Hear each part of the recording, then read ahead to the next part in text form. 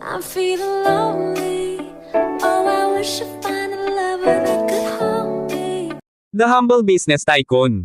Kabanata 174. Puwede ba? Lihim na nagmura si Kenneth Wu sa kanyang puso. Noon niya lang napagtanto na niloloko lang pala siya ng dalawang lalaking iyon. Sinadya ni na Tyler Son at Weldon Jiang na tawagan ang babae. Sinadya nilang makita itong napahiya, at pagkatapos ay pareho silang tumakas. Hindi nakakapagtaka na may napansin silang kakaiba kanina, at hindi maipaliwanag ang uri ng kanilang tawa. Ano ba yan, kuya? Sobra na yan. Akala ni Kenneth Wu ay magsasagawa muli siya ng pagsasanay, at nagplano siyang bumalik sa dormitoryo upang hanapin sina Weldon Jiang at Tyler Son. Kailangan nilang humarap sa kanya. Sobra na ang ginawa nilang pag-iisa at pagpapahiya sa kanya. Nang magmadali siyang bumalik sa dormitoryo, nalaman niyang bukod kina Tyler Son at Weldon Jiang, naroon din sina Teacher Kyla at Jenny Liu sa loob. Bago pa siya makapag-react, narinig niya ang lahat na sabay-sabay na kumanta, "Maligayang kaarawan sa iyo, maligayang kaarawan sa iyo." Pagkatapos, inilabas ng lahat ang mga inihandang cake, prutas, at champagne, pati na rin ang ilang makukulay na lobo. Nang makita ito, agad na naunawaan ni Kenneth Wu na nagbiro sa kanya sina Weldon Jiang at Tyler Son para sorpresahin siya sa espesyal na paraan. Nasaktan ang ilong niya, at labis na naantig ang kanyang puso. "Salamat sa pagtulong ninyo sa akin na ipagdiwang ang aking kaarawan." Yumuko ng malalim si Kenneth Wu upang ipahayag ang kanyang taos-pusong pasasalamat sa kanila.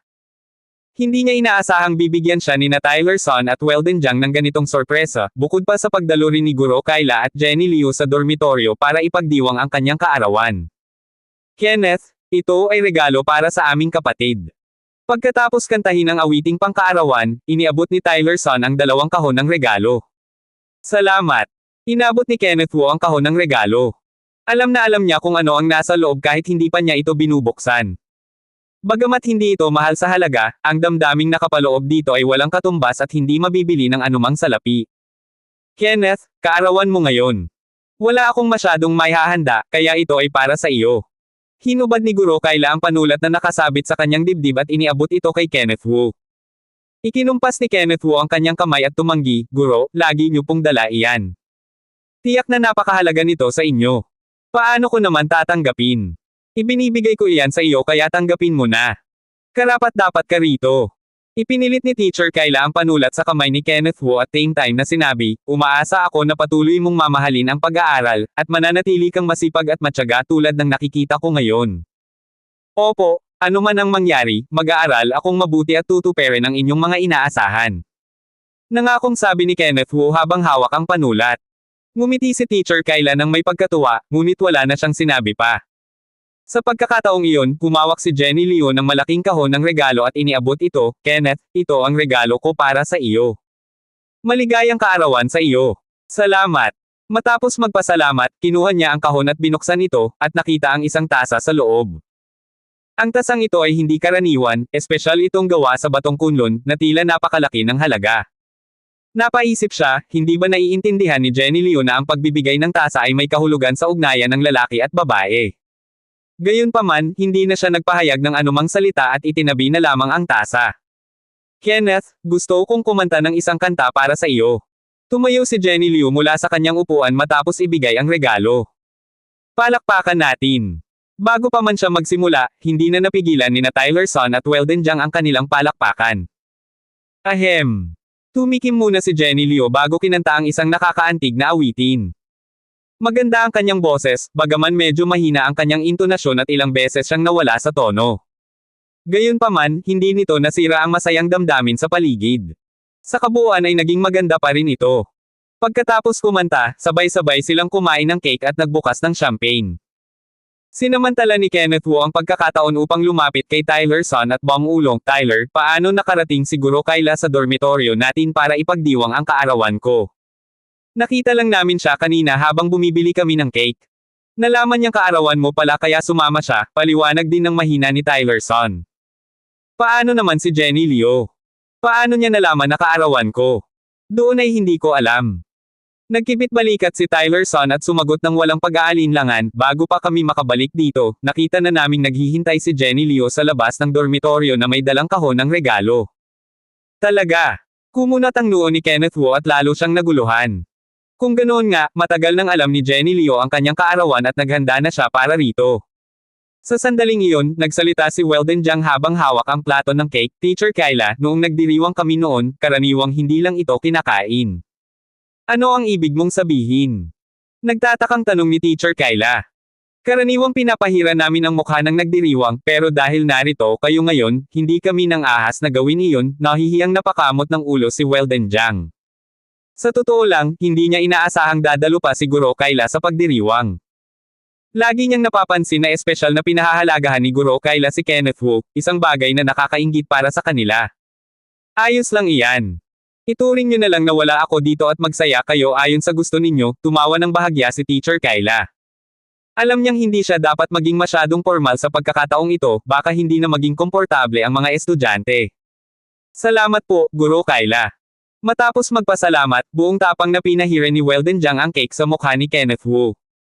Tumugon naman agad si Kenneth Wu ng buong lakas, at nagpahiran din siya ng walang pag-aatubili. Sa simula ay hindi sumali si Tyler Son, ngunit nang makita niya masayang naglalaro ang dalawa, hindi na niya napigilan ang sumali rin sa tawanan at laro. Ganoon na lamang ang kanilang paghahagisan at pagpapahiran ng cake sa buong dormitoryo. Nang makita ni Jenny Leo ang mukha ni Kenneth Wu na puno ng krema, tinakpan niya ang kanyang bibig habang tumatawa, at maging siguro Kyla ay hindi mapigil ang mapangiti ng palihim. Patuloy ang kanilang laro hanggang sa magsimula na silang maghagisan ng malalaking tipak ng cake. Akala ni Kenneth Wu ay ihahagis niya ito kay Weldon Jiang, ngunit mabilis na nakaiwas ang huli at sa halip ay tumama ang cake sa dibdib ni Teacher Kyla. Nakasuot si Teacher Kyla ng damit na medyo maluwag ang leeg. Nang matamaan ito ng cake, namula siya sa hiya habang ang krema ay kumalat sa kanyang itaas na bahagi ng katawan. Guro Kyla, pasensya na po. Hindi ko po sinasadya, humingi ng paumanhin si Kenneth Wu at agad na lumapit upang panasan ang gulo sa damit ng guro. Huwag kang mag-alala, sagot ni Teacher Kyla nang hindi nagagalit. Ngunit nang madimpiyan ng kamay ni Kenneth Wu ang kanyang katawan, biglang namula ang kanyang mukha at mabilis siyang nagsabing, tama na, itigil mo na iyan. Ayos lang po, lilinisin ko na po ito para sa inyo. Hindi napansin ni Kenneth Wu ang kaba ng guro at patuloy pa rin niyang pinupunasan ang natapong krema. Sa simula ay sa balikat lamang niya ito pinupunasan, ngunit hindi nagtagal ay dumako na ito sa kwelyo at hindi sinasadyang nadimpiyan pa ang ibang bahagi. Ano? Napasinghap si Guro Kyla at mabilis na sigaw, Kenneth Wu. Saan mo ba pinupunasan ang iyong mga kamay? Opo. Pasensya na po, Guro Kyla. Hindi ko po sinasadya, napagtanto ni Kenneth Wu ang kanyang pagkakamali at agad na binawi ang kanyang mga kamay sa takot. Gusto lang naman niyang tulungan ang guro na linisin ang damit, at hindi na siya nag-isip ng mabuti sa kanyang ginagawa. Ngunit hindi niya sinasadyang magawa ang ganitong pagkakamali. Malaki man o maliit, pagkakamali pa rin iyan, tinitigan muna siya ni Guro Kyla bago tumayo at mabilis na naglakad patungo sa banyo. Matapos madimpiyan ang kamay ng estudyante, tila tumatakbo ng mabilis ang kanyang puso. Teacher Kyla, tutulungan ko na po kayong maghugas. Susundan sana siya ni Kenneth Wu upang tumulong, ngunit mahigpit siyang sinaway ng guro, manatili ka na lang sa labas. Huwag kang papasok. Pagkatapos ay malakas niyang isinara at nilock ang pinto ng banyo. Habang nakasandal sa likod ng pinto, naramdaman niyang parang lalabas ang kanyang puso sa sobrang bilis ng tibok. Alam niyang aksidente iyon at alam niyang hindi sinasadya ni Kenneth Wu, ngunit hindi pa rin niya mapigilan ang matinding pamumula ng kanyang mukha. Habang inaalala ang nangyari, lalo pa siyang nakaramdam ng matinding hiya. Bakit biglang nagalit si Teacher Kyla? Hindi napigilan ni Tyler Son at Weldon Jiang na magtaka ng palihim. Hindi nila nakita ang nangyari kanina habang tinutulungan ni Kenneth Wu si Teacher Kyla na paunasan ng krema, kaya ito ang kanilang tanong. Baka sadyang masyado lang tayong naghahangad. Umiling si Kenneth Wu habang nakakaramdam ng kaunting konsensya. Kung ganoon, huwag ka nang maglaro pa. Simulan na nating linisin ang dormitoryo. Matapos sabihin iyon ni Tyler Son at Weldon Jiang, nagsimula na silang maglinis.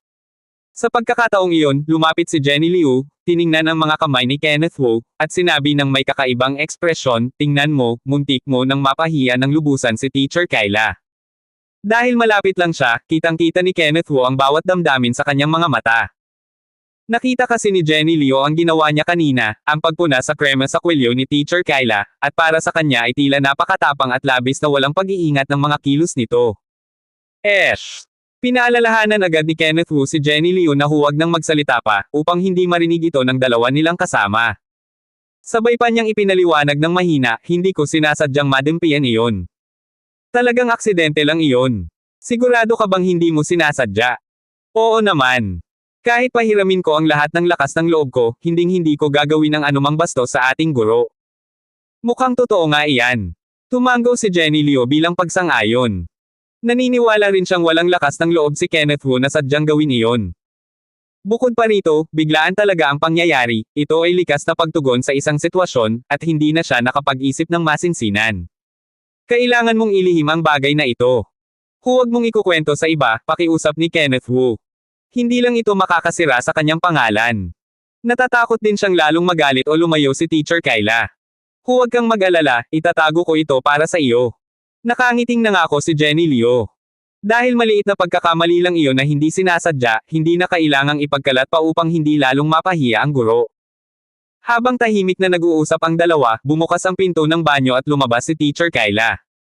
Sa oras na iyon, malinis na ang kanyang sarili at pilit siyang nagkunwaring kalmado, mga minamahal kong estudyante, ituloy niyo na ang inyong kasiyahan. Kailangan ko nang umalis. Matapos sabihin iyon, tumalikod siya at mabilis na lumakad palayo, ni minsan ay hindi siya naglakas loob na tumingin kay Kenneth Wu. Hay! Nang makitang tuluyan ng nakalayo si Teacher Kyla, palihim na nakahinga ng maluwag si Kenneth Wu. Hindi niya maintindihan ang sarili, nakakahiya talagang nagkakamali siya sa harap ng guro sa tuwing magkikita sila. Hoy, nahawakan mo siya ng ganoon. Hindi kaya ka na niya papatawarin o maghihiganti pa siya sa iyo? Mahinang tanong ni Jenny Liu. Hindi ganoon si Teacher Kyla, may kumpiyansang sagot si Kenneth Wu. Sa katunayan, hindi na ito ang unang pagkakataon na nagkaroon siya ng ganitong hindi sinasadyang pagdikit. Kung maghihiganti man ang guro, matagal na sana siyang naparusahan. Baka nga espesyal siyang itinuturing ni Teacher Kyla dahil kinikilala nito ang kanyang galing sa pag-aaral. Mas mabuting humingi ka pa rin ng paumanhin sa tamang panahon, mungkahi ni Jenny Liu nang may kaunting pag-aalala. Humingi ng tawad. Oo. Paano ba ang tamang paraan? Sasabihin ko bang, Teacher Kyla, pasensya na po, hindi ko sinasadyang mahawa ko ng bahaging hindi dapat. Hindi ko na po uulitin, patawad po. Hahaha. Bago pa siya matapos, hindi na napigilan ni Jenny Liu ang tumawa ng malakas, kung ganyan ang sasabihin mo, siguradong lalo kang magagalitin at mapapahamak sa kanya. Kung ganoon, paano naman dapat? Simple lang. Aminin mo na nagkamali ka, na hindi mo dapat tinapon ang cake, at ipakita mo ang iyong taos-pusong pagsisisi. Hindi pa tapos ang problema hanggat hindi mo iyon nagagawa. Tama ka naman. Tumango si Kenneth Wu at pabirong nagpuri, ang galing mo naman mag-isip para sa isang maliit ang dibdib. Ano? Sino ang sinasabi mong maliit ang dibdib? Hindi nagustuhan ni Jenny Liu ang biro at galit na nagtanong.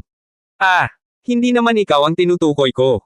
Mabilis na tinakpe ni Kenneth Wu ang kanyang bibig. Nasaktan na niya ang guro, ayaw na niyang madagdagan pa si Jenny Liu. Sumanghel si Jenny Liu, hindi na nagsalita, tumalikod, at sadyang itinago ang kanyang mukha. Hindi naman siya nagduda sa kanyang hugis noon, pero nang banggitin iyon ni Kenneth Wu, hindi niya maiwasang makaramdam ng pagkadismaya. Hindi na naglakas loob si Kenneth Wu na ituloy ang usapan. Pagkaraan ng ilang sandali, nagtanong siya, Jenny, paano mo pala nalaman na kaarawan ko ngayon? Sabi sa akin ni tatay. Si Tio Jeff Liu. Oo. Paano naman nalaman ni Tio Jeff ang kaarawan ko? Bulong ni Kenneth Wu sa sarili. Wala pa naman siyang nababanggit tungkol dito, kaya malamang ay palihim pa itong nalaman ng Tio. Alam na niya ang tungkol dito kaya inutusan niya akong pumunta rito. Siya rin ang naghanda ng Reg Along dala ko, paliwanag ni Jenny Liu. Naiintindihan ko na. Kakaiba ang ngiti ni Kenneth Wu habang nakatingin sa kanya, alam mo ba kung bakit ka pa ipinapunta ng tatay mo na may dalang regalo? Hindi ko alam. Sa totoo lang, gusto niyang paglapitin tayong dalawa. Ikaw, napakawalan mo. Hindi gagawin iyon ni tatay. Gusto lang niyang magpasalamat sa iyo kaya pinayagan niya akong pumunta rito, pagtanggi ni Jenny Liu. Talaga ba? Akala mo ba ay ganoon kami kasama ng pamilya namin, napipilitin ka lang? Hindi naman iyon ang ibig kong sabihin. Hay nako. Itinulak siya ni Jenny Liu palayo at padebog na tumakbo palabas. Teka lang. Bago pa makapagpaliwanag si Kenneth Wu, nakita na lang niyang sumara ang pinto at iniwan siya ng galit na babae. Hindi niya alam kung paano niya lalong napainit ang ulo nito. Baka nasaktan siya ng husto sa sinabi niya kaya hindi na siya nakinig pa. Tunay na kakaiba ang mga babae, nagbibiruan at tumatawa kapag masaya, pero kapag nagalit ay hindi ka na binibigyan ng pagkakataong magpaliwanag. Habang nakatulala si Kenneth Wu, lumapit si Weldon Jiang at tinukso siya, napagalit mo agad ang prinsesa ng pamilya Liu. Natutunan ko lang na ang mga babae ay puno ng kabalintunaan, mapait na ngumiti at umiling si Kenneth Wu bago humiga sa kama. Hindi mo lang talaga alam, kailangan silang pakiusapan ng maayos. Sa tingin mo ba may nagtuturo sa akin? Mag-isa lang naman ako palagi. Ikaw talaga. Nabulunan si Weldon Jiang bago nagtanong, napapalibutan ka ng magagandang babae, si Hannah Shen na mahusay magluto, si Jenny Liu na bulaklak ng paaralan, at si Catherine Huang na mahusay kumanta. Sino ba talaga ang gusto mo? Lahat naman sila ay maganda. Kenneth, ang dami mo namang gusto. Normal lang naman iyon sa mga lalaki. Totoo nga naman. Tumango si Weldon Jiang at muling nagtanong, pero kung pipili ka ng isa na magiging kasintahan mo, sino ang kukunin mo? Ako kasi. Nag-isip ng mabuti si Kenneth Wu. Kung pipili siya ng isa, siguradong mahihirapan siya. Lahat sila ay may kani-kanyang ganda, hugis, at katangian, pawang mga pambihirang babae. Pero magkakaiba ang kanilang ugali, si Sister Cat ay may pagiging maharlika at mapag-aruga, si Hannah Shen ay masigla at maunawain, habang si Jenny Liu ay may dangal at pagiging tapat. Kenneth, sino na ba ang pipiliin mo? Muling pagpilit ni Weldon Jiang matapos ang mahabang katahimikan. Piliin mo na lang ang sarili mo, sagot ni Kenneth Wu ng mainip, nagtataka kung bakit pa niya ito tinatanong. Hindi naman masama ang kapatid ko, pero medyo mataba siya. Matapos sabihin iyon ni Weldon Jiang, umakyat na siya sa kama ni Kenneth Wu. Kung ayaw mo sa kanya, ikaw na lang ang maging bayaw ko. Umalis ka nga dyan. Itinaas ni Kenneth Wu ang kanyang binti at sinipa ito palayo sa kama. Tumayo si Weldon Jiang mula sa sahig, tinapik ang alikabok sa kanyang damit, at nagreklamo, paano mo nagagawang tretuhin ng ganyan ang iyong kuya? Mag-ingat ka, baka ipagpaluhod ka ng kapatid ko sa durian. Hindi ka pa tumitigil, no? Maniwala ka man o hindi, susuntukin kita. Inangat ni Kenneth Wu ang kanyang tsinelas at tila seryoso talagang lalapit. Sa takot, umatras si Weldon Jiang at mabilis na nagtago sa likod ni Tylerson. Kenneth, huwag mo nang gawin iyan. Sayang naman ang tsinelas mo, nagkakahalaga pa iyan ng mahigit $10. Ang bilis mong tumikim. Ibinaba na ni Kenneth Wu ang tsinelas at agad na nagbago ng paksa, kumusta naman ang internship mo sa kumpanya nitong mga nakaraang araw? Okay naman. Maganda ang kapaligiran doon, masipag ang mga katrabaho ko, at may mga babaeng kasamahan din doon, muling ibinalita ni Weldon Jiang habang nakangiti. Nagkukwentuhan ng ilang nakatatanda, pero hindi sila nagkukwento tungkol sa mga babae. Bakit ba puro babae ang laman ng isip mo nitong mga nakaraang araw? Hinimas ni Kenneth Wu ang kanyang baba at ngumiti habang nakatingin sa kaibigan. Tingnan mo ang sarili mo, napapalibutan ka ng magagandang babae na parang ulap tapos kami, wala man lang. Hindi ba naiisip mo iyon? Sabi ko na nga ba, walang saysay ang pag-iisip lang. Humiga ng maayos si Kenneth Wu at sinabi sa dalawa, kapag naging sapat na ang kakayahan ninyo, hindi na ninyo kailangang maghabol, sila na ang kusang lalapit sa inyo. Tama ka dyan, sang-ayon ni Tylerson. Si Kenneth ang pinakamagandang halimbawa. Tingnan mo kung gaano na siya kagaling ngayon. Pati ang mga sikat na babae sa paaralan ay nakapaligid sa kanya. Bakit mo na naman binabanggit ang tungkol sa akin? Kung ganyan ka nakagaling, ilan ba ang maipapakilala mo sa amin? Tanong ni Weldon Jiang na parang nagmamalaki. Napakaraming babae sa paligid mo, huwag mo kaming kalimutan ah. Sige, ipapakilala ko kayo kay Tita Wang at Nanita Lee sa susunod, biro ni Kenneth Wu. Ubo. Ubo. Ubo. Umubo ng sunod-sunod si Weldon Jiang at halos mabulunan sa sariling laway. Matapos huminga ng maluwag, nagreklamo siya, Kenneth, sumusobra ka na. Ang mga matatanda pa ang ipapakilala mo. Samantalang ikaw, hawak mo na lahat ng magagandang babae. Tita naman ang tinutukoy ko, matatanda na sila at hindi na kailangang itago pa. Napakabait mo naman talaga, dapat itago mo na lang ang mga iyan para sa sarili mo. Hoy! Ngumisi si Kenneth Wu at seryosong sinabi, dati pa naman, noong nakakakita tayo ng babaeng nakamaikling palda sa daan, ikaw pa ang unang humihingi ng numero niya sa akin. Kaya pala noong nagbiroan ka namin at nagkunwaring nagmamadali kami, palihim pa kaming bumalik para ihanda ang sorpresang kaarawan mo. Natawa na lang sina Weldon Jiang at Tylerson nang maalala iyon. Akala nila ay simpleng biro lang iyon, pero hindi nila inaasahang seryoso talagang lalapit si Kenneth Wu noon. Habang naaalala ang pagtanggi ng babae noon, hindi nila maiwasang mapangiti ng palihim. Heto na. Kumuha si Kenneth Wu ng piraso ng papel mula sa kanyang bulsa at iniabot ito. Ang pangalan niya ay Iyo, at narito ang numero niya. Talaga. Nakuha mo talaga. Gulat na gulat sina Tyler Son at Weldon Jiang. Nakita nila mismo kung paano ito tinanggihan ng babae noon at tinalikuran ng masama, hindi nila akalaing may susunod pa palang nangyari. Pero hindi nila inakalang nakuha pa rin ito ni Kenneth Wu sa kabila ng lahat. Napakahusay talaga nito. Hindi lang ako nakapag-palm ng maayos, nakayakap pa nga ako sa kanya sandali. Tapos sinabi kong may girlfriend na ako para mawala ang kanyang pag-aalinlangan, pagmamalaki ni Kenneth Wu. Grabe ka talaga. Lalo silang namangha. Hindi nila inakalang ganoon kadaling napasunod ni Kenneth Wu ang babae, nakakainggit at nakakamangha talaga. Lumapit sila at nagtanong, sabihin mo sa amin, paano mo iyon nagawa? Bigyan mo lang ng tamang halaga at pagpapahalaga ang babae. Totoo ba iyon? Kapag sapat na ang iyong kakayahan, kahit bakal ay mapapalambot mo. Inalog ni Kenneth Wu ang papel sa kanyang kamay. Gusto niyo ba talaga ang numero? Akin na yan. Mabilis na inagaw ni Tyler Son ang papel. Hindi, akin muna. Sumugod din si Weldon Jiang at hindi nagpatalo. Nagagawan sila sa papel na may nakasulat na numero, at wala ni isa sa kanila ang gustong bumitaw. Sa huli, napunit ito sa gitna, walang nakakuha ng buong numero. Napakamot na lang si Weldon Jiang at nakiusap, Kenneth, napunit na ang papel. Pwede mo bang hingin ulit sa susunod? Umalis ka nga. Galit na nagmura si Kenneth Wu.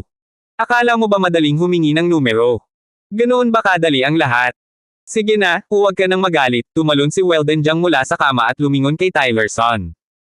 Tyler, kaarawan ni Kenneth ngayon, ano kaya ang pwede nating gawin para mas lalo pa nating ipagdiwang ito? Siyempre, kailangan nating magsaya hanggang sa mapuno ang tiyan natin. Tama. Tara na. Pumalakpak si Weldon Jiang at lumingon kay Kenneth Wu. Halika na, kumain at uminom tayo sa labas. Sige, payag ako. Hindi na tumanggi si Kenneth Wu, hindi niya pwedeng tanggihan ang pagkakataong makasama ang dalawang matalik na kaibigan.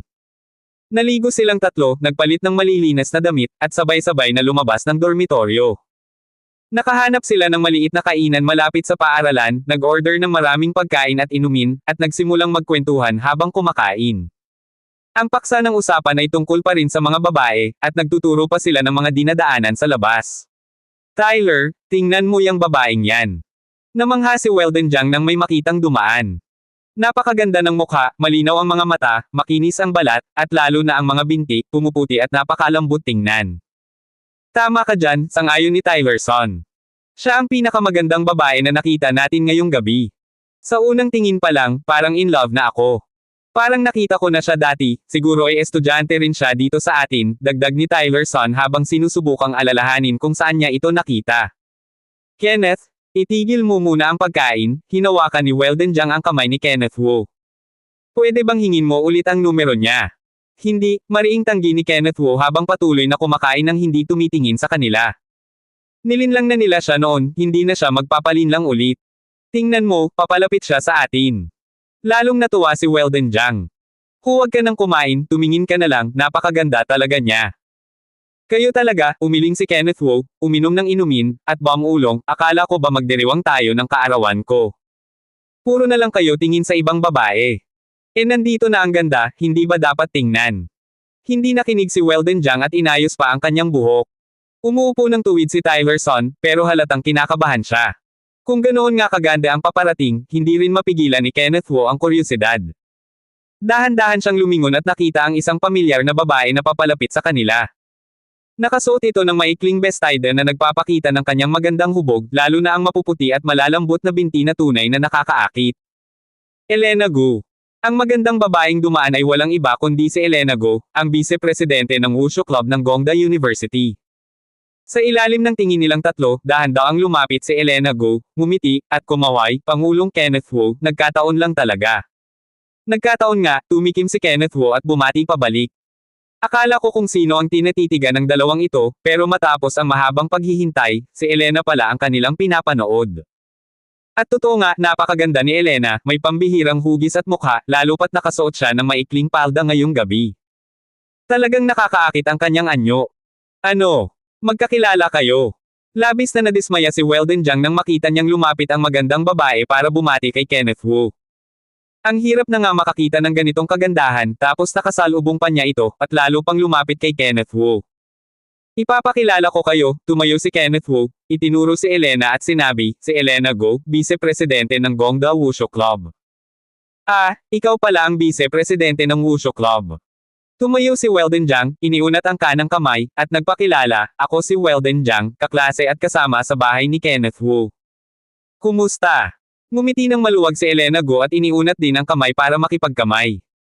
Dito ay hinawakan ni Weldon Jiang ang kamay ni Elena Go at tila ayaw na nitong bitawan pa habang nakangising malapad. Hooray! Itinaas ni Kenneth Wu ang kanyang binti at marahang sinipa si Weldon Jiang, sabay paalala, kapag pinilit mo pa iyan, baka mabali pa ang kamay mo. Pasensya na po. Doon lang nagising si Weldon Jiang at mabilis na binawi ang kamay. Hindi nagsalita si Elena Go, pero kitang-kita ang hiya sa kanyang mukha. Huwag mo siyang pansinin, ganyan talaga yan, basta may makitang magandang babae, ganyan ang ugali niya, pagpapaliwanag ni Kenneth Wu sabay turo kay Tyler Son. At ito naman ang isa pa naming kasama sa kwarto, si Tyler Son. Hello po, maikling bati lang ni Elena Gu sabay itago ang mga kamay sa likuran dahil sa gulat. Takot siyang baka hawakan ulit siya ni Weldon Jiang, nakakailang talaga. Elena, umupo ka rito at kumain na tayo, inilipat ni Kenneth Wu ang isang upuan at inilagay ito sa tabi niya. Kinagat ni Elena Go ang kanyang ibabang labi, ayos lang po ba? Oo naman. Mabilis na tumango si Weldon Jiang at agad na kumuha ng mga mangkok at baso para sa kanya. Salamat po. Umupo si Elena Go sa tabi ni Kenneth Wu at mahinang nagtanong, bakit hindi ka na pumupunta sa Wushu Club nitong mga nakaraang araw? Masyado lang akong naging abala. Tatawagan pa rin kita ah. May kailangan ba sa Wushu Club? Wala naman po. Kasi ako lang. Napalunok si Elena Go at biglang namula ang kanyang mga pisngi. Ayos lang iyan, kain ka na, kumuha si Kenneth Wu ng mga inihaw, pinunasan ito ng maingat, at inilagay sa mangkok ni Elena Go. Kumain ka na rin po, kumuha naman si Elena Go ng ilang piraso ng gulay at ibinigay kay Kenneth Wu. Huwag ka lang puro inumin, kumain ka rin para hindi sumakit ang tiyan mo. Para silang hindi nakikita ni na Tyler Son at Weldon Jiang habang nag-aasikaso sila sa isa't isa. Tinitigan sila ng dalawa na parang mga tanga, at puno ng inggit ang kanilang puso. Hindi nila maintindihan kung bakit ganyan kabait si Kenneth Wu sa mga babae, saan man siya magpunta, laging may nakapalibot na magagandang babae. Napaka hindi patas ng mundo. Sila ay nag-iisa, habang si Kenneth Wu ay may napakagandang kasama sa tabi. Tama na yan. Padubog na ibinagsak ni Weldon Jiang ang kanyang mga chopstick sa mesa. Akala niya ay may pag-asa pa siya, pero nang makita ang pag-aasikaso ng dalawa, tuluyan na siyang nawala ng pag-asa. Bakit hindi ka kumakain? Tumangala si Kenneth Wu at nagtatakang tiningnan sila. Parang ginawa nyo kaming tagapanood lang dito. Sige na, kainin nyo na lang yan. Huwag kang mag-isip ng kung ano-ano, ang totoo kasi ay magkaibigan lang kami ni Elena. Ipakita nyo na lang ang pagmamahal nyo, huwag na kaming mag-abala. Tumayo si Weldon Jiang at umalis na ng walang paglingon. Nagkibit-balikat na lang din si Tyler Son at sumunod na rin. Hoy! Gusto pa sana silang tawagin ni Kenneth Wu, pero napabuntong hininga na lang siya. Kung pipilitin pa niya silang manatili, lalo lang silang mahihiya, mas mabuti nang umuwi na muna sila. Hahaha! Hindi napigilan ni Elena Go ang tumawa nang makita ang eksenang iyon. Matapos tumawa ay namula siya at bangulong parang hindi tayo naintindihan ng mga kasama mo. Hayaan mo na sila, sanay na ako sa kanila, nagkunwari na lang si Kenneth Wu na walang pakialam. Tumango si Elena Go at patuloy na kumain ng masaya, habang may kakaibang kaba sa kanyang puso. Habang masayang nag-uusap ang dalawa, dumating ang isang lalaking naka-Amerikana at sapatos na balat, kasama ang dalawang tauhan. Mukha siyang mayaman, ang kanyang suot ay mamahaling tatak, at ang relo sa kanyang kamay ay nagkakahalaga ng mahigit 100,000. Son Hao? Bakit nandito ka na naman? Biglang nagbago ang mukha ni Elena Go nang makita ang lalaki, at nawala ang kanyang ngiti. Elena, espesyal akong pumunta para hanapin ka, lumapit ang lalaki at itinuro ang pagkain sa mesa. Paano mo nakakain ng ganito sa kalsada? Napakadumi naman nito. Huwag mo akong pakialaman, umalis ka na, inis na itinaboy ni Elena Go ang lalaki. Gusto na niyang paalisan ng mayamang suwail na anak. Sa wakas ay nagkaroon siya ng pagkakataong makasama si Kenneth Wu ng mag-isa, ayaw na niyang masira pa ito ng lalaking ito. Elena, Terena, dadalhin kita sa isang 5 bituin na hotel para kumain, aabutin na sana nito ang braso ni Elena Gu para hilahin palayo. Natakot si Elena Gu, mabilis na lumapit kay Kenneth Wu, at binalaan, huwag mo akong hawakan. May kasintahan na ako. May nobyo ka na. Dumilim ang mukha ng lalaki at biglang nagbago ang kanyang anyo. Sa sandaling iyon, inakbayan ni Kenneth Wu si Elena Go at sinabi sa lalaki, ako ang kasintahan ni Elena. Kailangan niyang tumulong, malinaw na gustong guluhin ng lalaking ito si Elena, kaya nararapat lang na maging panangga siya. Hindi nagsalita si Elena Go. Nang maramdaman ang pagyakap ni Kenneth Wu, bahagyang nanginginig ang kanyang katawan at bumilis ang tibok ng kanyang puso. Ano? Ikaw ang nobyo ni Elena? Nanlaki ang mga mata ng lalaki sa gulat. Oo, siya ang kasintahan ko. Tumangala si Elena Gu nang may kumpiyansa, at may bakas ng tuwa sa kanyang mga mata. Ikaw pala. Hindi makapaniwala ang lalaki. Dati ay marami siyang planong sabihin para makuha ang loob ni Elena, pero biglang may lumabas na nobyo at winasak ang lahat. Ginoong Son, maayos po ba kayo? Tanong ni Elena Gu. Kung maayos naman po, huwag niyo na kaming istorbohin sa date namin. Habang sinasabi ito, lalo niyang hinigpitin ang paghawak sa braso ni Kenneth Wu. Teka lang. Nag-isip muna ang lalaki bago nagsalita, gusto kong sumali sa inyong wushu club. Hindi ako pumapayag, hindi na naghintay si Kenneth Wu at diretsyong sumagot. Gusto kong sumali, anong pakialam mo? Ako ang presidente ng wushu club, at ako ang may huling pasya sa lahat ng desisyon nito. Ha! Natulala ang lalaki. Hindi niya akalaing ang nasa harap niya pala ang pinuno ng wushu club. Umalis na kayo. Malamig na tiningnan ni Kenneth Wu ang mayamang binata, at inis na inutusan silang umalis. Ako naman. Ayaw pa ring umalis ng lalaki. Nagngingit-ngit siya sa galit at matapang na sinabi, Hoy, inagaw mo sa akin ang babae. Alam mo ba kung sino ako? Hindi ko alam. Kung ganoon, ipapakilala ko ang sarili ko, anak ako ng may-ari ng Huawei Group. Kumuha siya ng bank card mula sa bulsa at inihagis ito sa mesa. May 50,000 piso ito. Kung may alam ka sa sarili mo, iwan mo na si Elena Go at hayaan mo siyang sumama sa akin. Gusto mo bang bilhin si Elena gamit ang halagang iyan? Tama. Sa tingin mo ba ay ganoon na lang kamura ang halaga ni Elena? Kung ganoon, magkano ba ang gusto mo? Sa puso ko, si Elena ay kayamanang hindi matutumbasan ng salapi. Lalo niyang hinigpitin ang pagkakayakap sa babae, at kitang-kita ang sinseridad sa kanyang mga mata. Napakahusay ng pag-arte ni Kenneth Wu, tunay na tunay ang kanyang pagpapanggap bilang kasintahan. Maging si Elena ay halos maniwala na rin. Nalulunod siya sa tamis ng sandaling iyon at hindi mapigilan ang sarili.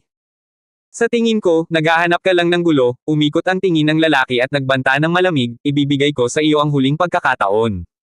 Kung tatanggapin mo na ang kalagayan mo ngayon, makakalimutan ko na lang ang lahat. Walang sino man ang makakapaghiwalay sa amin ni Elena, mariing sagot ni Kenneth Wu. Namula ang mga mata ni Elena at nangingilid ang luha dahil sa sinabi nito. Sayang na sayang siya, kung totoo lang sana ang lahat ng ito, napakaganda pa sana. Ayaw mong makinig sa mabuting payo. Nawalan na ng pasensya ang lalaki. Sinenyasan niya ang 2 tauhan sa likuran at utusan, halika kayo, turuan ninyo ng leksyon ang batang ito. Opo. Agad na sumugod ang 2 bodyguard na parang mababangges na hayop. Bago pa man sila makalapit, nakita nilang tumalon si Kenneth Wu mula sa likod ng mesa, mabilis na humawak ng bote, at pinagpalo ang isa sa kanila. Hindi pa siya tumigil, mabilis pa niyang iniikot ang katawan at sinipan ng buong lakas ang pangalawa, sabay hampas ng kamao sa dibdib nito. Hooray! Kasabay ng mga daing, parehong bumagsak ang 2 lalaki sa lupa habang namimilipit sa sakit. Nanlaki ang mga mata ng mayamang binata sa gulat. Namutla at umitim ang mukha niya sa takot. Hindi niya akalaing ganoon kalakas ang binata, kayang-kaya nitong pabagsakin ang 2 tauhan ng walang kahirap-hirap. Hindi na nakapagtataka kung bakit siya ang naging pinuno ng wushu club, talagang hindi ito nagpapahuli. Sa sandaling iyon, wala na ang kanyang pagmamalaki. Nanginginig na ang buong katawan sa takot at dahan-daang umatras upang tumakas. Tumigil ka. Hinaranggan siya ni Kenneth Wu. Gusto mo bang umalis ng payapa? Ikaw. Ano pa ba ang gusto mo? Nanginginig na ang mga tuhod ng lalaki at pinapawisan ng malamig. Gusto kong malaman mo kung gaano ako kalakas. Itinaas ni Kenneth Wu ang kanyang kamao. Huwag po. Hindi na nakapalag ang lalaki. Sumisigaw siya habang binubugbog at bumagsak sa lupa na parang basahan. Itinaas ulit ni Kenneth Wu ang kamay at malamig na nagtanong, may lakas ka pa bang guluhin si Elena sa hinaharap? Wala na po, hinding-hindi na po ako mangangahas. Humahagulgol na nagmakaawa ang lalaki, nagkamali po ako, at hinding-hindi na ako lalapit sa kanya kailanman. Pak! Muli siyang pinalo ni Kenneth Wu at tinanong, sino ba si Elena? Ano ang tawag mo sa kanya? Pasensya na po. Hooray! Si Miss Elena po ang tinutukoy ko. Mabuti pa sa'yo, sinipa pa niya ng bahagya ang binti nito at nagbanta, tumakbo ka na bago pa magbago ang isip ko. Mabagal pa itong bumangon at nagmamadaling tumakas palayo. Nang makitang tumakbo na ang kanilang amo, sumunod na rin ang dalawang tauhan. Sayang naman, bulong ni Kenneth Wu. Napansin niyang marami na palang nakapaligid at nagkukuhanan na ng litrato gamit ang cellphone. Hindi na niya ito inalintana. Bumalik siya sa tabi ni Elena at umupo. Elena, nagulat ka ba? Ayos lang ako, hinawakan ni Elena ang kanyang tainga at nagpasalamat ng malumanay. Salamat, tinulungan mo na naman ako. Huwag kang mag-alala, gagawin ko iyon ng maluwag sa loob. Sa tuwing kasama kita, pakiramdam ko ay ligtas ako, tumangala siya sandali kay Kenneth Wu, yumuko, at bumulong ng mahina, kung may ganyang magpoprotekta sa akin habang buhay, napakaganda sana nito. Ano iyon?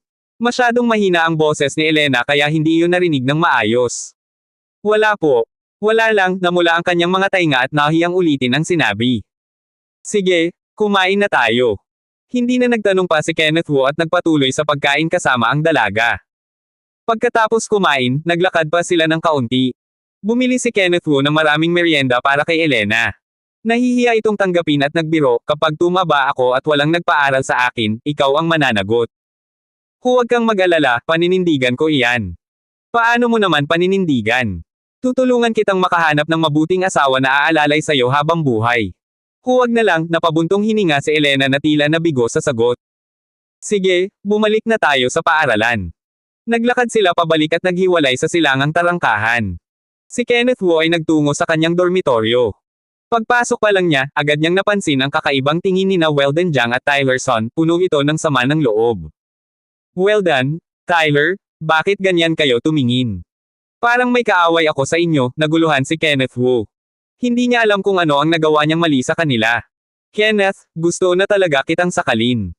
Tumayo si Weldon Jiang mula sa kama at malungkot na sinabi, si Elena ang paborito kong uri ng babae.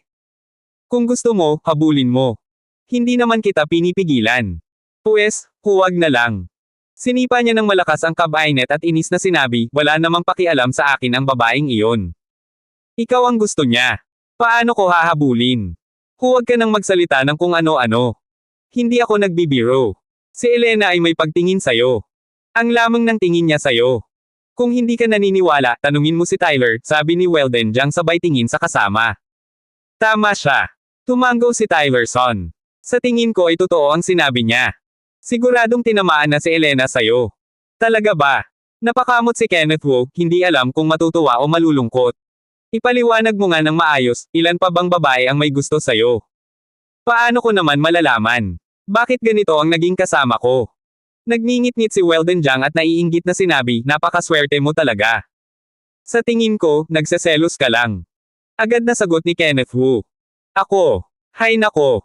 Bumantong hininga si Weldon Jiang, tumangala sa bintana, at nagkunwaring malungkot, ang hirap naman kasing maging katulad mo.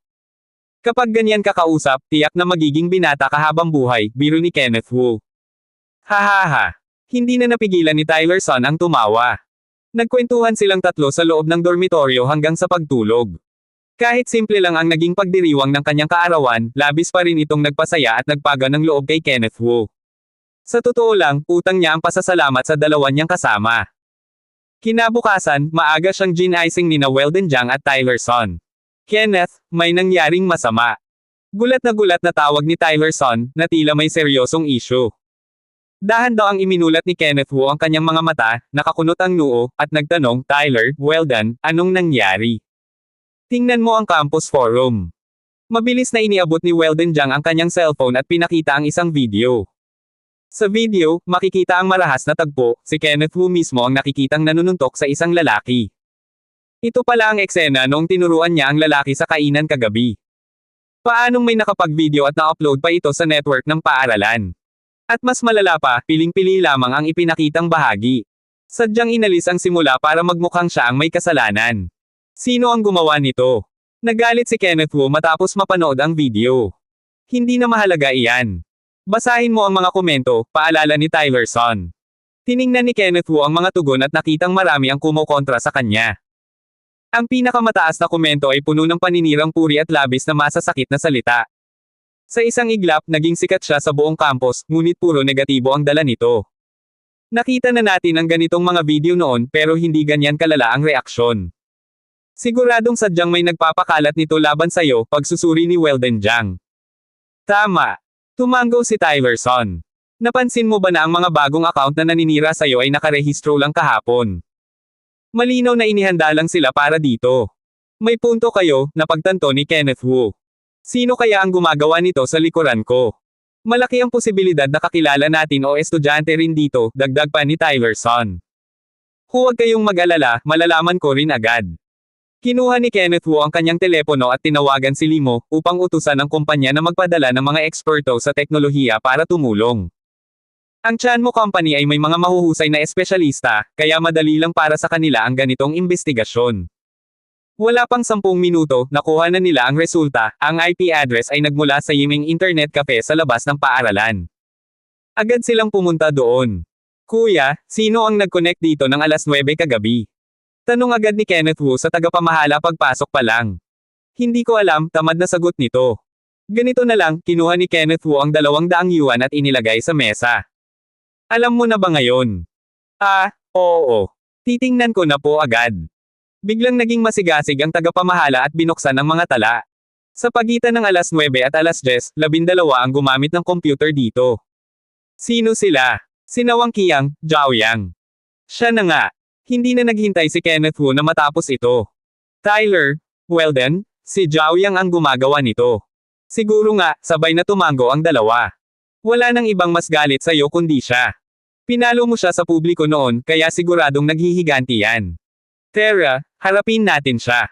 Pumunta sila agad sa silid-aralan. Nandoon nga si Zhao Yang, at ipinapakita pa niya sa mga kaklase ang video habang hinihikayat silang huwag makipag-usap kay Kenneth Wu. Zhao Yang. Lapit agad ni Kenneth Wu at malamig na nagtanong, ikaw ang nagkalat ng video, di ba? Sadyang tinago mo ang totoo. Wala akong kinalaman. Umatras si Zhao Yang nang matakot, alam niyang kayang-kaya siyang saktan nito. Hindi ka pa rin umaamin. Matigas ang mukha ni Kenneth Wu. Pumunta ka sa Yiming Internet Cafe kagabi, gumamit ka ng ibang account para searchan ako. Mali ba ako? Ikaw. Natigilan si Zhao Yang. Hindi niya akalaing kabilas malalaman ito. Pagkatapos ay umiwas siya, kahit paano, kumalat na ang video. Ngayon, lahat ay galit na sayo. Ang totoo ay ikaw ang unang nanakit, at ipinagtanggol ko lang ang sarili ko, mariing sagot ni Kenneth Wu. Walang pakialam ang iba sa rason mo. Isa ka ng kaaway ng lahat dito. Akala mo ba talagang mananalo ka sa ganyang maliliit na panlilinlang? Oo naman. Mayabang na tumangala si Zhao Yang. Mamaya, wala ka nang pupuntahan dito sa paaralan. Minamaliit mo talaga ako. Tumawag ulit si Kenneth Wu kay Murray Lee. Sa loob lamang ng ilang sandali, biglang nawala ang video at lahat ng masasakit na komento. Pinalitan ito ng lumang video kung paano tinalo ni Kenneth Wu ang kalaban bilang pangulo ng Wushu Club, at napuno ng papuri ang mga tugon. Namutla si Zhao Yang. Ikaw ang gumawa nito. Sabi ko na sayo, madali lang para sa akin ang mga ganyang patibong, ngumiti si Kenneth Wu. Hindi ako naniniwala. Muli siyang nag-post gamit ang ibang account. Ngunit sa loob lamang ng 3 segundo, nawala ulit ito. Ilang beses pa niyang sinubukan, ganoon pa rin ang nangyayari. Ano ba ang nangyayari? Gulat na gulat si Zhao Yang habang nakatingin kay Kenneth Wu. Paano mo nagawa iyan? May sarili akong paraan, misteryosong ngumiti ang binata. May mas maganda pa, tingnan mo ang susunod. Hindi pa tapos magsalita si Zhao Yang nang may lumabas na bagong post na galing mismo sa kanyang account. Ako si Zhao Yang. Simula noong 15 taong gulang ako, nakipagrelasyon na ako sa hipag at kapitbahay kong si Ahua. 10 babae na ang nabuntis ko, at sinubukan ko pa ang iba pa. Matapos mabasa ang post, tulalang-tulala si Eric Zhao. Hindi niya akalaing may gagamit pa ng sarili niyang account para magkalat ng ganoong kasuklam-suklam na nilalaman, mas mababa pa sa hayop ang pagkakalarawan sa kanya. Mabilis siyang tumingin kay Kenneth Wu, nanginginig sa galit, ikaw. Ikaw ang gumawa nito, di ba? Tinatawag itong gantihan, ngumiti ng bahagya si Kenneth Wu, puno ng kumpiyansa ang kanyang mga mata. Kenneth Wu, napakabuti mo talaga, napakasama pala ng ugali mo. Kapag kausap ang mga taong walang hiya na katulad mo, kailangan ding gumamit ng paraang angkop sa inyo. Ikaw. Hindi ko makapaniwala. Hindi na nakapagsalita pa si Eric Zhao. Noong una, gusto niyang ipahiya si Kenneth Wu at gawing katatawanan ito sa buong unibersidad. Ngunit sa huli, siya pa ang napahiya ng todo, hindi niya alam kung paano iyon nagawa ng binata, pero ngayon ay siya na ang pinag-uusapan sa pinakapangit na paraan. Sa halip na si Kenneth Wu ang mapahamak, siya pa ang naging tampulan ng tukso. Nanggigil siya sa galit tuwing naiisip ito. Tingnan mo pa ang mga komento, ibinide pa ni Kenneth Wu habang itinuturo ang telepono. Puno ng panghuhusga ang buong pahina. Tinatawag siyang basura, halimaw, manyok, at marami pa ang masasakit na salitang ibinato sa kanya. Dugo ang dumadaloy sa ulo ni Eric Zhao sa galit. Sinubukan niyang buksan ang account para burahin ang post, ngunit hindi na niya ito matanggal o mabago pa man. Nang makita ang patuloy na pagdami ng pangungutya, hindi na napigilan ni Eric Zhao ang pag-iyak. Tumingin siya kay Kenneth Wu, anong ginawa mo sa account ko? Hindi mo ba naiintindihan? Tanggapin mo na lang ang nararapat sa'yo, tumawa pa si Kenneth Wu. Kahit sina Tyler Son at Weldon Jiang ay hindi napigil ang humanga, nagtaas pa sila ng hinlalaki para kay Kenneth Wu. Napakabilis niyang nakabawi, at talagang swak ang ganti niya. Mula sa pagiging biktima ng paninira, ngayon ay si Eric Zhao na ang itinakwil ng lahat. Sa loob lamang ng maikling panahon, naging lantang gulay na ang tingin ng mga kaklase sa kanya. Dahil dito, tuluyan nang nawala sa sarili si Eric Zhao at labis na nahiya. Ang pangyayaring ito ay naging issue sa buong paaralan, kaya't agad itong napansin ng mga guro. Mahigpit na pinagsabihan si Eric Zhao at inutusang magpaliwanag at magsuri sa harap ng klase. Gusto sanang magpaliwanag si Eric Zhao, ngunit wala siyang maipagtatanggol. Ang post ay galing sa kanyang sariling account, at walang palatandaan na ninakaw ito. Alam niyang si Kenneth Wu ang may gawa, ngunit wala siyang ebidensya. Napilitan na lamang siyang tanggapin ang parusa ng may nakakuyong na kamao, habang nangangakong gagantay balang araw. Sa paglipas ng panahon, unti-unti itong nakalimutan at bumalik sa dati ang katahimikan sa forum. Samantala, nanatili si Kenneth Wu sa paaralan, nag-aral ng mabuti, at nagpapahinga kasama ang mga kaibigan. Labis na nasiyahan si Guro Kayla sa naging pagganap ni Kenneth Wu. Madalas niya itong pinupuri at sinasabing dapat tularan ng iba ang kanyang kasipagan. Isang hapon, tumawag si Tio Jeff Leo. Tio Jeff, ang tagal na nating hindi nagkita, kumusta na po kayo? Bati agad ni Kenneth Wu. Mabuti naman, tawa ni Tio Jeff sa kabilang linya. Nagkukunwari akong nagtatampo, bakit hindi mo man lang ako tinawagan? Natatakot po kasi akong baka masyado kayong abala. Puro ka na lang palusot. Seryoso po ako, ngumiti si Kenneth Wu. Gusto ko sanang yayain kayong uminom mamaya. Hindi pwede, may pupuntahan akong piging. Ah sige po. Pero pwede kang sumama sa akin, biglang suhestyon ni Tio Jeff. Isasama kita para makilala mo ang ilang kakilala ko, makakatulong iyan sa hinaharap mo. Naghanap sana ng dahilan si Kenneth Wu, pero nagpatuloy na agad si Tio Jeff, sige na, hihintayin kita sa Washington House. Pumunta ka na agad. Ibinaba na nito ang tawag. Napabuntong hininga na lang si Kenneth Wu, tumingin sa paligid kung wala si Guro Kayla, at palihim na lumabas ng silid. Paglabas pa lang niya, nakita niya si Guro Kayla na nakatayo sa labas, hawak ang mga plano ng aralin, at nakatingin ng diretso sa kanya. Parang naulit lang ang nakaraan, nahuli na naman siyang aalis ng palihim. Guro Kayla. Napakamot siya sa ulo habang nag-iisip ng idadahilan. Huwag mo nang sabihing pupunta ka sa banyo, walang emosyong sabi ni Guro Kayla. Hindi po, pupunta po ako sa isang piging, sinabi na lang niya ang totoo. Kung ganoon, sige na, umalis ka na. Ha! Gulat na gulat si Kenneth Wu. Hindi niya akalaing papayag agad ito. Pumapayag po talaga kayo. Dahil sa naging pagganap mo kamakailan, bibigyan kita ng kalahating araw na pahintulot. Umalis ka na at bumalik agad. Salamat po, Guro Kayla. Mabilis siyang tumalikod, pero lumingon pa sandali, ang ganda niyo po ngayon. Tumakbo na siya agad palayo. Natigilan si Guro Kayla na mula nang hindi maipaliwanag, at bumilis ang tibok ng kanyang puso. Napangiti siya ng bahagya bago pumasok sa silid-aralan. Sumakay si Kenneth Wu papunta sa Washington House, isang kilalang lugar sa distrito ng Dongcheng kung saan madalas nagtitipon ng mga mayayaman at maimpluwensya. Sa labas ay parang karaniwang mansyon lamang ito, pero sa loob ay marangya at puno ng magagandang disenyo. Maaga pa kaya kakaunti pa lamang ang tao sa lobby. Mabilis niyang nakita si Tio Jeff na nakikipag-usap sa iba. Tio Jeff, halika rito, tawag nito. Ipapakilala kita, si Pangulong Jordan Zhou, si Pangulong Benyang ng Dagwang Group, si Pangulong Rigor Zong. Magandang araw po sa inyo, magalang na yumuko si Kenneth Wu. Bagamat hindi niya kilala ang mga ito, bilang kaibigan ng kanyang tiyuhin ay binigyan niya sila ng tamang paggalang. Gayunpaman, tila minamaliit naman siya ng mga ito. Lalo na si Pangulong Benyang, Ginoong Leo, bakit mo naman isinama ang ganitong bata? Nakakahiya yata sa'yo. Huwag kayong mag-alala, ipapakilala ko siya ng maayos sa inyo. Nang mapansin ang pagtrato ng mga kaibigan kay Kenneth Wu, nakaramdam ng pagkailang si Tio Jeff Leo.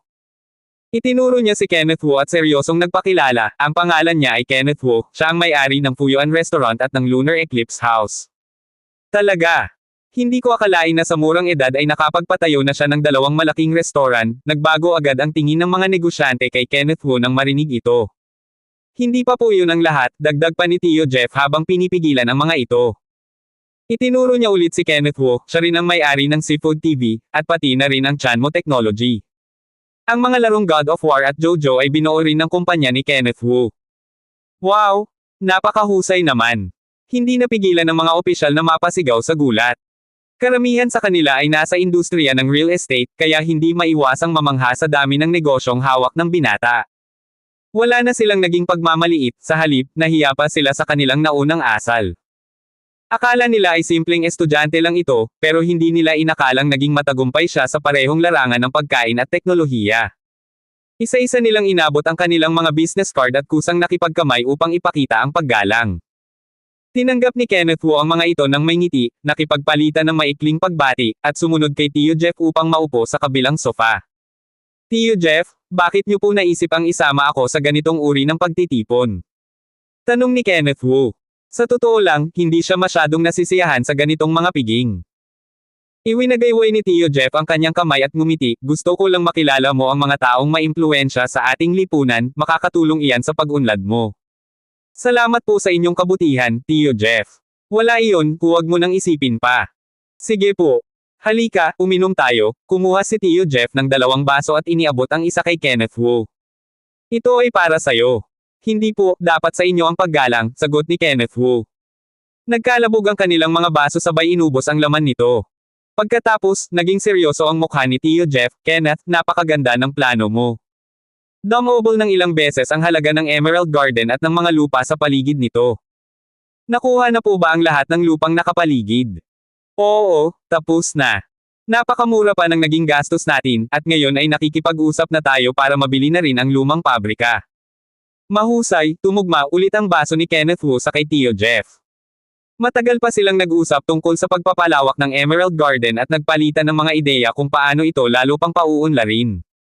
Pagkatapos ng ilang sandali, nagpaalam muna si Kenneth Wu upang pumunta sa palikuran.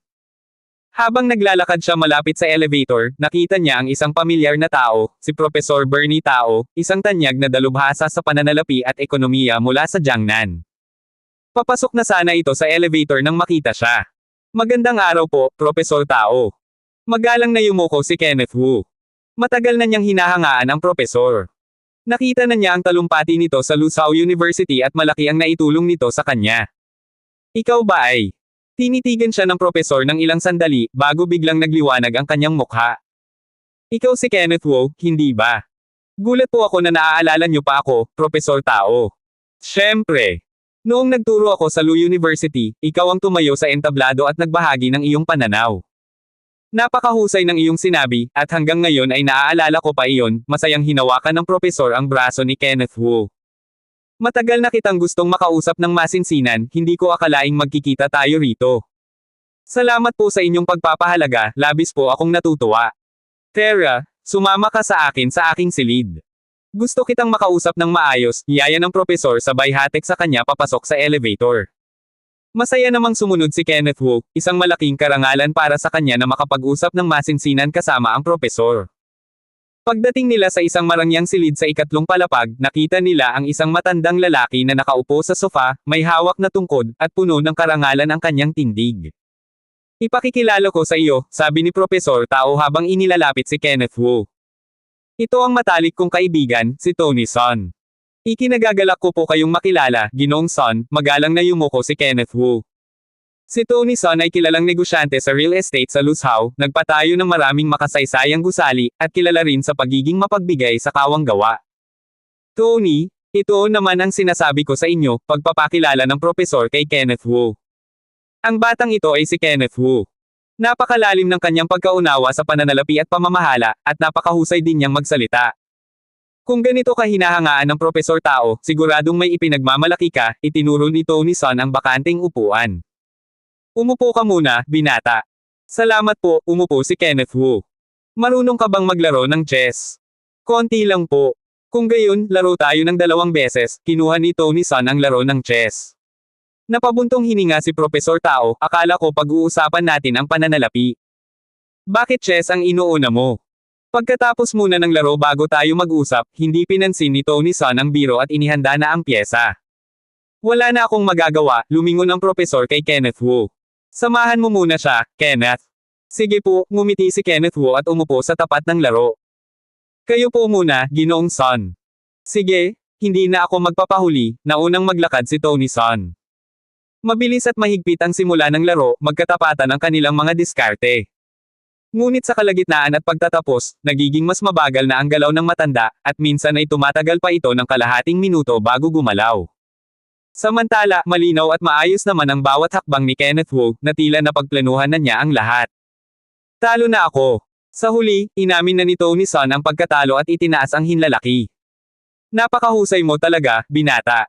Napakaganda ng iyong estilo, hinahangaan kita. Salamat po, sagot ni Kenneth Wu nang may pagpapakumbaba. Sa totoo lang, medyo luma na ang estratehiya ng matanda at marami pang pwedeng ayusin. Napakaganda ng mga kabataan ngayon, napangiti si Propesor Tao at tumayo. Gusto rin kitang makalaro, Kenneth. Mahilig din kasi siya sa chess at hindi napigil ang sumubok. Masaya po akong makakalaban kayo, tumayo si Kenneth Wu at nagbigay ng puwang. Kung gayon, ikaw na ang mauna, sabi ng propesor. Susunod po ako, hindi tumanggi si Kenneth Wu. Mabilis silang nagpalitan ng hakbang, tila pareho na nilang nakikita ang susunod na mangyayari, at maayos na naitatag ang laro. Naging puno ng kaba ang buong silid. Habang tumatagal, lalong bumibilis ang galaw ng dalawa, at habang nahuhuli ang isa, lalo silang nasasabik. Hindi man lang kumurap si Tony Son. Kahit tagapanood lamang, labis siyang kinakabahan sa nagaganap na laro. Tapos na. Ibinaba ni Kenneth Wu ang kanyang huling pyesa at tumangala kay Propesor Bernie Tao nang nakangiti, tabla po tayo. Napakahusay mong bata, isa ka talagang dalubhasa, bumantong hininga ng maluwag si Propesor Tao. Ginawa niya ang lahat ng kanyang makakaya, ngunit hindi niya inakalang magtatapos lang ito ng patas. Napansin pa niya na sadyang nagbigay daan si Kenneth ng 2 beses sa kalagitnaan ng laro. Kung hindi, matagal na sana itong nagwagi. Huwag po kayong magsabi ng ganoon, napakamot si Kenneth sa ulo sa pagkailang, bagamat labis siyang natutuwa sa papuri ng 2 matatanda. Tama lang ang sinabi namin, sumingit si Tony Son. Pagdating sa chess, mas magaling talaga ang batang ito kaysa sa ating dalawa. Totoo po iyan. Sa puntong iyon, hindi na nagpanggap na mapagpakumbaba si Kenneth, dahil kung magpapatuloy pa siya, baka isipin nilang nagkukunwari lamang siya.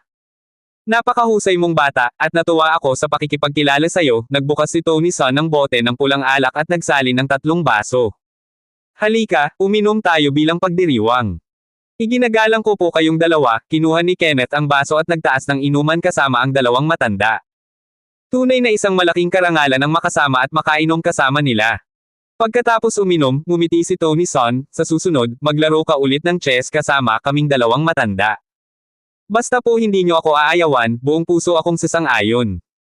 Huwag ka nang maging formal kapag kausap mo kami. Opo, gagawin ko po iyan. Sige, may kailangan pa akong asikasuhin sa piging.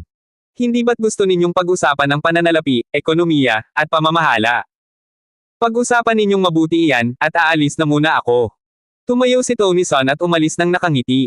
Nais na sanang magtanong si Kenneth kay Propesor Tao, ngunit biglang tumunog ang kanyang telepono. Si Tio Jeff Liu pala ang tumatawag. Naku! Sa sobrang pagkatuwa sa pakikipaglaro sa 2 matanda, nakalimutan niyang naghihintay pala si Tio Jeff sa ibaba. Tila nabasa ni Propesor Tao ang kanyang isipan, kaya ngumiti ito at nagmungkahi, Kenneth, bumaba ka na muna. Magtakda na lang tayo ng ibang oras para makapag-usap ng masinsinan. Propesor Tao, sa totoo lang. Ayaw sana niyang palampasin ang pagkakataon, ngunit pinutol siya ng propesor. Ito ang aking business card. Hawakan mo muna ito, at tiyak na makakahanap tayo ng panahon. Sige po, hindi na ako mag-aabala pa, iningatan ni Kenneth ang card, tumayo, at nagpaalam. Hahatid na kita sa pinto, tumayo rin ang propesor. Huwag na po kayong mag-abala. Wala iyon, inakbayan pa siya ng propesor habang naglalakad papunta sa labas. Kenneth, napakabuti mong binata, mahusay sa lahat ng bagay, masipag, at tiyak na napakaliwanag ng iyong kinabukasan. Salamat po sa inyong payo, Propesor Tao. Gagawin ko po ang lahat ng aking makakaya. Mabuti naman. Paalam po, tumalikod na si Kenneth at umalis. Parang panaginip ang lahat. Hindi niya inakalang makakatagpo niya rito si Propesor Tao, makikilala ang tanyag na negosyanteng si Tony Son, at makakalaro pa sila ng chess. Pagbalik niya sa bulwagan sa unang palapag, lalo na itong dumagsa ng mga bisita at naging masigla. Mabilis niyang nakita si Tio Jeff at lumapit agad. Tio Jeff, hinahanap niyo po ba ako? Napakabata mo pa pero ang hirap mong hanapin. Bakit hindi mo sinasagot ang tawag ko? Kunwari ay nagalit si Tio Jeff. Baka naman may hinahabol kang babae sa itaas. Wala po talaga akong. Alam mo, darating na ang isang kilalang negosyante sa real estate. Magandang pagkakataon ito para makilala siya, huwag kang magpapaligoy-ligoy pa, seryosong sabi ni Tio Jeff. Nakuha ko po. Ang darating ay walang iba kundi si Tony Son, ang tanyag na negosyante at pilantropo dito sa Luzhao. Tio Jeff, sa totoo lang. Gusto sanang sabihin ni Kenneth na kakalaro lang niya nito ng chess sa itaas, ngunit biglang may lumapit na lalaki. Matandang Leo, hindi ko inakalang naririto ka pala, sabi ng lalaking nasa katanghaliang gulang sa bastos at walang galang na tono. Kasunod niya ang ilang kasama. Richard Zhao. Nang makita ito, nagbago ang mukha ni Tio Jeff at naging seryoso. Kitang-kita sa kanilang mga mata ang matinding puot sa isa't isa, malinaw na hindi sila magkasundo. Ah, ito pala ang iyong maliit na kasama. Itinuon ni Richard Zhao ang tingin kay Kenneth at sadyang nang asar. Matandang Leo, lalo kang nagpapababa ng sarili mo ngayon. Kahit ang kasama mo ay parang basura na. Sino ang sinasabi mong basura? Mariing tinitigan ni Tio Jeff si Richard Zhao. Kung hindi lang dahil sa kinalalagyan nila, matagal na sana niyang pinalo ang lalaking ito. Hindi ba't duwag itong batang ito sa tabi mo? Hindi ko nga alam kung paano nakapasok dito, itinuro ni Richard Zhao ang dibdib ni Kenneth, saka itinuro ang mga kasama niya. Tingnan mo ang mga kasama ko, mga opisyal at mayayamang negosyante sila. Kahit ang pinakamababa sa kanila ay mas matimbang pa kaysa sa batang ito. Tumango ang lahat ng kasama niya. Ikaw. Hindi makapagsalita si Tio Jeff sa galit. Hay nako. Sa tabi niya, huminga ng malalim si Kenneth at sadyang tinapik ang ilong niya. Sino bang nagwisik ng dumi ng aso rito? Nakakasulasok ang amoy. Ano? Sino ang sinasabi mong nagdudumi? Lalong nagalit si Richard Zhao at nanlaki ang mga mata. Hindi naman kita tinutukoy. Ang tinutukoy ko ay ang asong tahol ng tahol. Ang lakas ng loob mong tawagin akong aso. Huwag po kayong mag-isip ng masama, Boss Richard. Hindi ko po kayo tinawag na aso. Halos pareho lang iyon. Bago pa kumalma ang galit niya, idinagdag pa ni Kenneth, hindi po kayo aso, Boss Richard. Sa tingin ko, hindi pa nga kayo kasing husay ng aso. Paf! Nawala sa sarili ang mga kasama ni Richard Zhao at hindi napigil ang tumawa. Si Tio Jeff naman ang pinakamasaya, nakahinga siya ng maluwag at lalo siyang humanga sa talas ng dila ni Kenneth. Tumigil kayo. Lumingon si Richard Zhao at sinigawan ang kanyang mga kasama. May nakakatawa ba dyan? Akala niya ay kakampi niya sila, pero pati sila ay nagtawanan din. Napilitan na lamang silang pigilin ang kanilang ngiti nang makita ang galit ng kanilang pinuno. Dahan daw ang lumapit si Richard Zhao kay Kenneth at mariing nagtanong, paano mo nagawang sabihin na mas masahol pa ako sa aso? Mas magaling po ba kayo kaysa sa aso, Boss Richard? Tanong pabalik ni Kenneth. Siyempre naman. Mas magaling ako kaysa sa aso, ako ay. Hindi na natapos ni Richard Zhao ang kanyang sasabihin nang muling magtawanan ang mga nakapaligid. Doon lang niya napagtanto ang patibong, kaya itinuro niya ang ilong ni Kenneth at sumigaw, walang hiya ka. Ang lakas ng loob mong gawin ito sa akin. Baliw ka lang, gusto mo pa ba akong awayin? Malakas na sigaw ni Kenneth Wu, habang puno ng pandidiri ang kanyang mga mata. Ikaw. Nanginginig ang buong katawan ni Richard Zhao, at kumunat ang kanyang mga labi. Matapos magngalit ng matagal, sinabi niya ng puno ng puot, batang walang hiya, alam mo ba kung sino ako? Hindi ko po alam kung sino kayo. Ang alam ko lang po ay hindi pa kayo kasing husay ng aso, sagot ni Kenneth Wu sabay tawa ng malakas. Pinipigil ng mga nanunood ang kanilang mga ngiti. Sa tuwing tumatawa si Kenneth, hindi nila maiwasang matuwa. Sapagkat ipaalam ko sa iyo, ako ang punong tagapamahala ng Yiming Group, banta ni Richard Zhao habang itinataas ang kanyang noo. Anong pakialam ko dyan? Ang ibig kong sabihin, kung gugustuhin kong mapahamak ka, mas madali pa iyon kaysa sa pagyapak sa langgam. Hindi po ako natatakot. Ikaw. Natigilan si Richard Zhao. Hindi niya kayang talunin ang batang ito, kaya itinuro na lang niya si Tio Jeff Liu. Ikaw na Liu, tingnan mo ang kasama mo, isang simpleng pasaway lamang. Mas magaling pa siya sa'yo. Ikaw nga, nagdadala ka pa ng grupo ng mga asong baliw para mangagat ng tao, sagot ni Tio Jeff nang hindi nagpapakita ng kahit anong panghihina. Ikaw. Gusto pa sana niyang sumagot, pero bigla siyang nagbago ng isip, pinigil ang galit, at ngumisi ng mapang asar. Pareho lang kayong manloloko. Ano? Gusto mo bang subukan natin? Nakakabagot makipag-away sa mga taong kasing antas natin, pagpag ni Richard Zhao sa kanyang Amerikana at nagkunwaring magalang. Hindi ba't mas magandang makipagsapalaran tayo dito sa piging ngayong gabi? Paano mo gustong maglaro? Ang bida ngayong gabi ay si Tony Son. Nabalitaan kong hawak niya ang proyektong Zintiandi. Kung sino sa atin ang makakakuha nito ngayong gabi, siya ang panalo. Sige, tinatanggap ko ang hamon mo, mabilis na sumagot si Tio Jeff. Mahigit kalahating buwan na siyang naghanda para rito, at tiwala siyang siya ang makakakuha ng proyekto. Mabuti naman, ngumisi si Richard Zhao ng palihim. Ipapakita ko sa iyo kung gaano ako kagaling. Naghanda rin siya ng mabuti, gumastos ng malaki para ayusin ang mga ugnayan, at naghihintay na lamang ng anunsyo mula kay Tony Son. Huwag kang maging masyadong kampante. Tingnan natin kung sino ang huling tatawa, hinayla ni Tio Jeff ang kanyang kwelyo, puno rin ng kumpiyansa. Dahil sugal ito, dapat may kapalit, malamig na ngumiti si Richard Zhao. Ang matatalo ay tatahol ng 3 beses sa harap ng lahat, at tuluyan ng bibitaw sa proyektong Zintiandi. Matatanggap mo ba? Siyempre naman. Hindi uurong si Tio Jeff. Matagal na niyang kinaiinisan si Richard Zhao, lagi itong humahad lang sa kanya at gumagawa ng gulo. Ito na ang tamang pagkakataon para bigyan ito ng leksyon. Sa pagkakataong ito, tiyak na matatalo ka na, sigurado si Richard Zhao, habang nakangiti ng nakakainsulto. Ang mga nasa paligid ay parang nanunood na rin ng isang magandang palabas. Ano man ang mangyari, magiging hindi malilimutan ang labanang ito sa pagitan ng dalawang higanti sa negosyo. Biglang naging maingay ang bulwagan.